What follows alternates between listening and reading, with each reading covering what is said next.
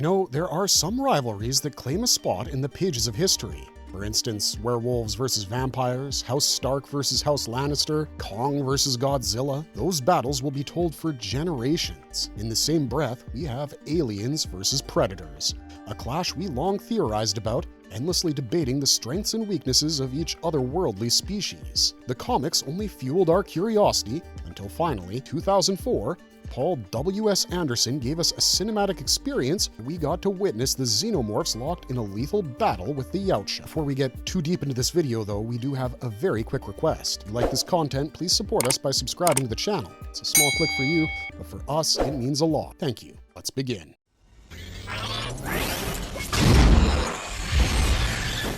As they say, some dreams are better left unfulfilled. Alien vs. Predator should have remained just an abstract idea. Contrary to our expectations, the movie turned out to be a major fiasco, for lack of a better word, and it received a whole bunch of negative reviews. Also, to answer the question in the title of this video, no, it's not part of the canon, and with recent changes in studio rights, its status has become even more ambiguous. Honestly, it's heartbreaking to have not one, but two disappointing films featuring two of the most iconic creatures in sci-fi. That's why we feel it's imperative that we explore what exactly went wrong with Alien vs. Predator and why the official creators of both franchises have chosen to disown these movies. Back in 1989, a three-part comic by Randy Stradley and Chris Warner sowed the seeds for this mega crossover. Published by Dark Horse, this was the very first time that the worlds of the Xenomorphs and the Yautjas met, and understandably, the story was highly praised by fans. Ever since, we wanted more and more of the two fighting each other, and riding on our expectations, Anderson came up with the idea for the Alien vs. Predator movie. He got some help from the creators of the Alien franchise, Dan O'Bannon and Ronald Shusett, who dually received additional story credits. He then started writing the screenplay along with Shane Salerno. The script was heavily influenced by the comic series, however, some other elements were inspired by Aztec mythology, writings of Erich von Daniken, a Swiss author known for his pseudoscientific books on extraterrestrial beings. However, the movie was pretty much destined to fail from the beginning. Before we explain why, let's do a quick plot summary for those of you who decided to skip it. The film introduces us to a predator ship early on, which has arrived on Earth to drill a hole in the Antarctic ice and reveal a buried pyramid hidden underneath Buvatoya Island.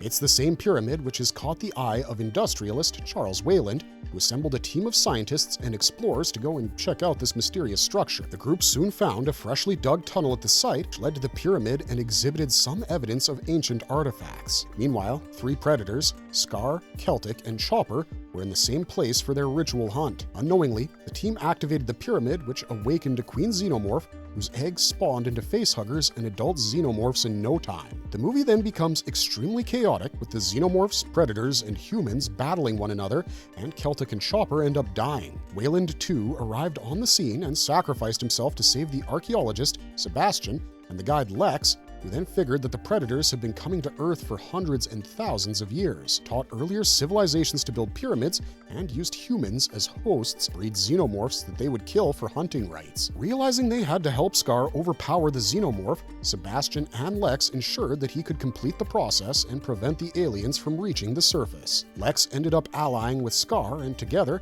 they managed to destroy the pyramid and kill the queen xenomorph. Scar tragically got mortally wounded in the fight. Predator's ship arrived to retrieve his body. The elder predator then honored Lex with a ceremonial spear, and in the climax, we saw a chestburster emerging from Scar's corpse, paving the way for a sequel. Okay, we're good to go. See, Alien movies have been directed by some of the greatest directors ever over the years, but there are a few that can be considered as the fathers of establishing the franchise. These would be none other than Ridley Scott and James Cameron. Cameron was working on the story for the fifth Alien movie when he learned that 20th Century Fox had greenlit Alien vs. Predator. Cameron believed that the film would harm the authenticity of the universe and, frustrated, stopped working on his idea. He stated that at that point, Universal was just milking their assets, and to him, the film was as blasphemous as Frankenstein meeting werewolf. Now, the makers could have taken the cue and backed off, but no, Fox was just concerned about the little green papers flowing in, given Alien Resurrection in 1997 had already underperformed. Scott, on the other hand, had no interest whatsoever in the Alien vs. Predator film. He had a long-harbored thought of going back to the time when the Xenomorphs were first found and explaining the creation, an idea which would go on to serve as the basis for his 2012 film Prometheus. In an interview that year, Scott shared that he could never go ahead with an Alien vs. Predator story and laughed, saying, "I couldn't quite take that step." Surprisingly, even Cameron switched tables and remarked that the movie was kinda good, and he would rate it third among all 5 of the Alien films that were around back then. Seems like they did a good thing by ignoring Cameron's reaction. Film did bring in a lot of money. Alien vs. Predator holds the 3rd spot behind Aliens and Prometheus at the domestic box office. In 2004, it was the highest grossing film for both the Predator and Alien franchises. Yet, both fans and critics were far from happy. The general opinion on Rotten Tomatoes states that the film had some unnecessary gore without any real scares. Cardboard cutout characters made the clash of the monsters extremely dull. Critic reviews were mixed, however, with some appreciating the redeemable qualities in the film, while others called it a desperate attempt to kickstart 2 rundown franchises. That's a pretty wild statement, especially considering the heights that both of these franchises would grow to in the decades to follow. That said, fans were so damn angry that they started taking digs at Cameron for liking the film. Some claim that Cameron entered the era of producing B-grade movies, and hence he could praise the piece of shit Alien vs. Predator was. Honestly, we feel it's important to acknowledge both the pros and cons of this movie. Seeing our favorite extraterrestrial creatures fighting one another for the first time on the silver screen was exciting AF. Also, for those who place their bets on the Predators, the movie somewhat delivered. Still, depicting the Predators as creatures that can die easily kind of took away some of their badass aura. That said, we also understand the qualms of staunch Alien fans. The ferocity and threat of the Xenomorphs in this movie were totally underplayed, and they were treated as fodder. Moreover, the violence seemed out of place, and adding splashes of CGI blood didn't really enhance the value of the film. Coming to the action scenes, they were clumsy at best. Even the characters and the dialogue didn't really fit the severity of the situation, and were downright laughable at times. Fans also wanted to see more familiar faces and a better design for the Predators. Even the direction was questionable and seemed a little haphazard. Furthermore, not everybody had read the comics back then, so we were expecting to see something like in the games. The Predator and human team-up was also a huge turnoff for many fans. One Reddit user claimed that they lost all respect for the movie when the Predator got buddy-buddy with a human. Despite all this, Alien vs. Predator was still watchable and, to an extent, enjoyable, especially when we bring up the follow-up movie, Aliens vs. Predator Requiem, because that one was straight up horrible. But before we get to that, let's find out all the production and directorial troubles the first film had to face. Shortly after Predator 2 hit screens, co-writer Jim Thomas discussed the future of the franchise and talked about a possible crossover film, but stated that although an Alien vs. Predator film is a good idea, it would probably never happen. During that time, screenwriter Peter Briggs even came up with the first script for a crossover film based directly on Dark Horse's comics, but its development was stuck in limbo. A decade later, in 2002, Fox paid no attention to Briggs' script and hired Kevin Fox and James DeMonaco to work on a new version for Alien vs. Predator, again drawing from the comic books. However, this one was turned down by producer John Davis, who wanted the setting to be on Earth to lower production costs. Finally, Anderson's idea, which was inspired by Machiko Noguchi's arc from the comics, was accepted, but securing the rights was still a Herculean task. There were at least 6 producers when both the franchises were taken into account, and many were hesitant about combining their intellectual properties. With time, the makers overcame these difficulties too, faced a major roadblock when the budget allocated for the film turned out to only be $60 million. Anderson had to compromise in certain aspects, like reducing the number of Predators from 5 to 3 and minimizing CGI. Most of the scenes were shot with puppets or men in suits. On top of that, the filming schedule was rushed, and they got barely 2.5 months to wrap up and another 4 months for post-production. Fox rushed the movie for a 2004 summer release. The PG-13 rating it secured was more of a curse than a blessing. This did allow teenagers to buy tickets, but for longtime fans who cherished R-rated horror brutality of both franchises, well, they were disappointed. Anderson also had poor luck with casting. Arnold Schwarzenegger, who was then the governor of California, was ready to make a cameo as Major Alan Dutch Schaefer if he lost the 2003 elections, and given that the filming would occur at his residence. He happened to win the elections, and he was no longer available for filming. One person's happiness is dependent on someone else's misery sometimes. When it came to bringing Sigourney Weaver back as Ripley, she quickly shooed the filmmaker away. Weaver stated that the idea of a crossover was precisely the reason she wanted Ripley to die at the end of Alien 3. The concept sounded awful. Ouch. So yeah, Anderson had to make do with whatever he could get his hands on. Now, I would have stopped being a grumpy jerk if they had stopped at the first film, but as I said, Fox made sure that we really hate the Alien vs. Predator lore. Sorry for making you guys relive the trauma, but here's the story for the lucky bastards who missed it. The story picked up right from where the first part ended. Predator ship carrying Scar's body and the facehugger departed from Earth, but soon, a hybrid Pred-Alien wreaked havoc and killed the crew. The ship crash-landed near Gunnison, Colorado, and the Pred-Alien escape keep on infecting locals. In the Predator homeland, a veteran Predator called Wolf received a distress signal, came to Earth to terminate the Xenomorphs and erase all evidence. In the midst of all this, a human, Marine Kelly O'Brien, was trying to protect her family from the alien outbreak. After a whole lot of confused chaos, Wolf and Pred-Alien ended up killing one another, while the entire town got nuked by the military. Wolf's plasma pistol, however, was delivered to Miss Yautja, indicating that there might be future creations by Weyland-Yutani Corporation and the continuation of the franchise, which fortunately didn't happen. However, a lot of unnecessary deaths occurred in the films, which we'll get to in a bit. This installment brought back the R rating and grossed nearly $130 million, as opposed to the meager budget it had. However, the rating now worked as an Uno reverse for the makers. Yes, we wanted more aggression in the movie, but the answer should not have been an unnecessary increase in cruelty and bloodshed. That's just one of the many complaints fans had. In fact, the amount of hate this movie received made Alien vs. Predator a lot better in retrospect. Aliens vs. Predator Requiem released in 2007, and it stood out for all the wrong reasons. Honestly, there's nothing salvageable about this movie, except maybe the character of Wolf. The human characters were the worst in the franchise, were dull, unlikable, and easily forgettable. Starting from the script to the direction and performances, everything was a disaster. There was no emotional touch available in its 94 minutes of running time, and the entire film felt like a forced robotic project which was created by 20th Century Fox solely to churn out money.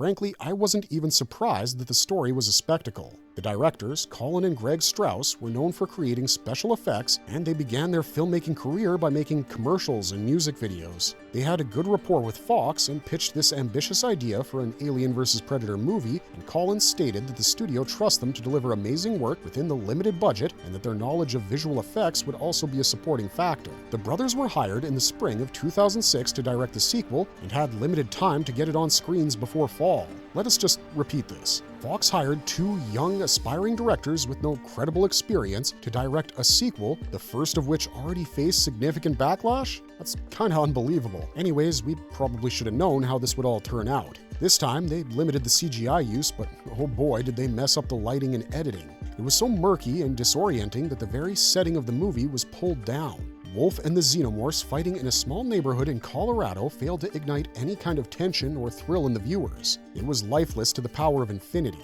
Fans have criticized the movie for not having a single fresh idea and the awkward callbacks to the first two Predator movies. For instance, the moment you start liking Wolf, he randomly kills a deputy and skins him, as if the Xenomorphs were waiting for his little Yautja game. Wolf wasn't even there to hunt humans, so why on earth was he hanging someone and flaying them, unless the directors wanted to somehow stir up nostalgia among old fans? Next, we have the completely useless teenage love triangle between Jesse, Dale, and Jesse's boyfriend Ricky, who was an unapologetic bully. This unnecessary romance was already annoying enough, and then Wolf accidentally impaled her with a shuriken. The character died solely for the sake of shock value. Speaking of the climax, it was unfairly abrupt and filled with loopholes. Given that the Xenomorphs had infested an entire town, there were high chances that a couple of them got loose and escaped into the forests or just hid somewhere. But the audiences were expected to believe that one nuclear explosion exterminated them all. I mean, what are we, 5? Also, if there was no alien queen to bind them to a hive, there was no good reason for the Xenomorphs to stay together long enough to be destroyed. What's even more perplexing is that no future movie even mentioned Gunnison, Colorado again. An entire American town was nuked because of a xenomorph invasion and a predator cleanup, and somehow it just vanished from history. In our opinion, the Strauss brothers gave a rat's ass about continuity. They were fixated on making Aliens vs. Predator Requiem a spectacle of an apocalyptic thriller. Anderson, rather, cared more about not contradicting the existing continuity. Thus, the first part was set to serve as a sequel to the Predator films and as a prequel to the Alien movies. That pretty much failed too, but at least the man tried. The Strauss brothers were so damn absorbed in creating something huge that they didn't even realize the domino effect on the lore. The critics didn't go soft on them. They dissected the movie as nastily as possible. Chris Hewitt of the British film magazine Empire called it an early but a potential contender for the worst movie of 2008. That ought to burn. Entertainment Weekly deemed it a B-grade movie, but the worst review came from Josh Rosenblatt of the Austin Chronicle, who quoted the film as an orgy of mindless violence, a random collection of bloody bodies, alien misanthropy, and slobbering carnage designed to bore straight into the pleasure centers of 13-year-old boys and leave the rest of us wondering when the movies got so damn loud. That's pretty savage, but we can't say he's wrong. While working on Aliens vs. Predator Requiem, the Strauss brothers expressed their wish to develop a third installment, which was immediately shelved indefinitely. Though Fox's treasury was full, the over-the-top negative reviews knocked some sense into them, and the studio chose to abandon the crossover concept and focus on expanding other aspects of the Alien and Predator universes. Sorry for venting my frustration here, but I think you understand why. Moving on to why the Alien vs. Predator films were never included in the official canon, there are several valid reasons behind the colossal blemishes they left on their respective franchises. See, Alien and Predator movies began as separate entities and went on to carve a space for themselves, but this crossover pulled them into a shared universe. Both franchises had long been popular in comics and games, apart from their on-screen presence, and when the two got tied up, it was impossible to avoid questions about their place in both canons. Unfortunately, there are no set rules for the Alien or Predator canonicity and expanded lore, like that of the Star Wars universe, for example, and as a result, the existence of the Alien vs. Predator films in the timeline of either legendary series has been debated.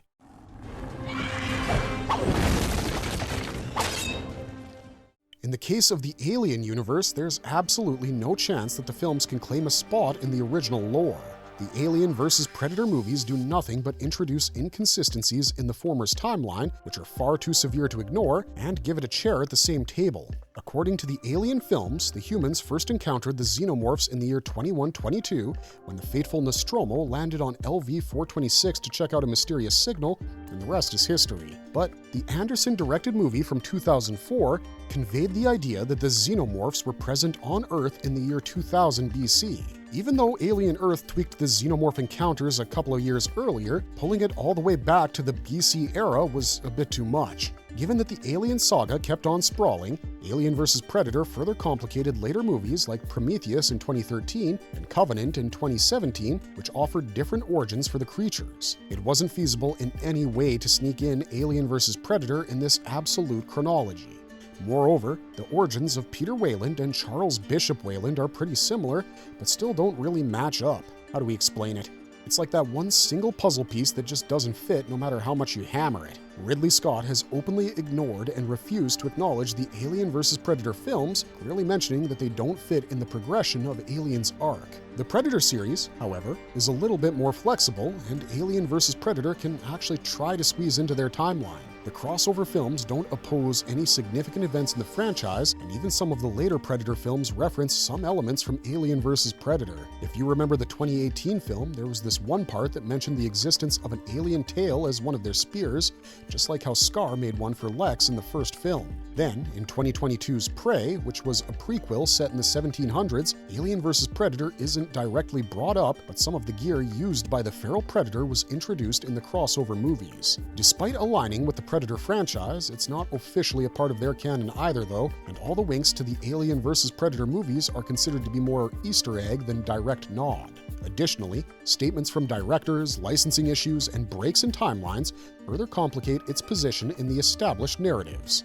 The biggest trouble came in 2019 when Disney acquired 20th Century Fox and got ownership of all the properties that once belonged to Fox. Alien and Predator franchises are clearly being treated separately by Disney, with new films and television shows in the cards. The last Alien vs. Predator comic, titled Thicker Than Blood, was published by Dark Horse in 2020, and ever since, nothing new has hit bookshelves. Marvel has shown interest in crossovers like Predator vs. Wolverine and Aliens vs. Avengers, but has kept quiet about the Yautja going against the Xenomorphs. The only silver lining was the book, Aliens vs. Predators Ultimate Prey Anthology by Titan Books in 2022. What it seems, at least from Disney's current approach, is that they consider Alien, Predator, and Alien vs. Predator as three separate copyrights. Their new projects don't refer to Alien vs. Predator in any way, suggesting that it doesn't have any future in the official continuity. There's no guarantee as to whether or not any upcoming movie or series would include Alien vs. Predator, and even if it does, its incorporation in the canon would still be speculative.